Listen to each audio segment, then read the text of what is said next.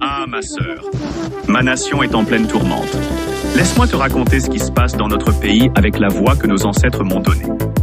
Notre Canada est à un tournant critique.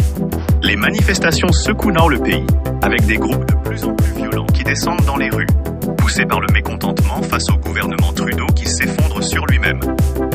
Ces protestations ne sont pas simplement politiques. Elles représentent la colère accumulée de nombreuses communautés marginalisées, dont la nôtre.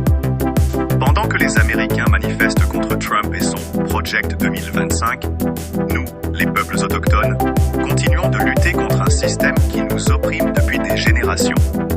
Le gouvernement canadien a toujours tenté de nous faire taire, d'effacer notre identité, notre langue, nos traditions.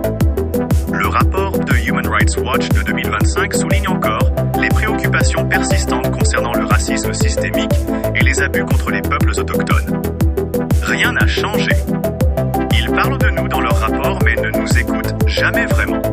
Certains prédisent que 2025 marquera la fin du gouvernement Trudeau et une renaissance du Canada. Mais quelle renaissance? Une qui nous inclut ou une qui continue de nous marginaliser? Sous Trudeau, nous avons vu une crise mortelle de toxicomanie, une augmentation de la criminalité violente, des campements de rue rendant nos centres-villes dangereux. Ces problèmes frappent nos communautés de plein fouet. Notre colère n'est pas nouvelle, elle bouillonne depuis des siècles. Quand une chanteuse change simplement quelques mots de l'hymne national pour affirmer notre souveraineté face aux États-Unis, elle reçoit des menaces et de la haine. Imagine ce que nous vivons quand nous osons défendre nos terres ancestrales. C'est le moment de faire entendre notre voix. Comme on dit chez nous, ça va faire? Ça suffit. Nous ne serons plus réduits au silence. Notre résistance n'est pas une option, c'est notre survie. Notre terre saigne, nos femmes disparaissent, nos enfants souffrent encore des traumatismes des pensionnats.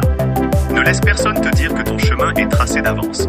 Comme l'écrit Cécile Cabanis, ce qui doit te guider, c'est la volonté forte de faire ce que tu souhaites et de t'en donner les moyens. N'écoute pas ceux qui te diront que ce n'est pas possible. Notre peuple a survécu à des tentatives d'extermination culturelle. Nous sommes toujours là. Et notre voix résonnera plus fort que jamais en 2025. Le Canada devra nous entendre.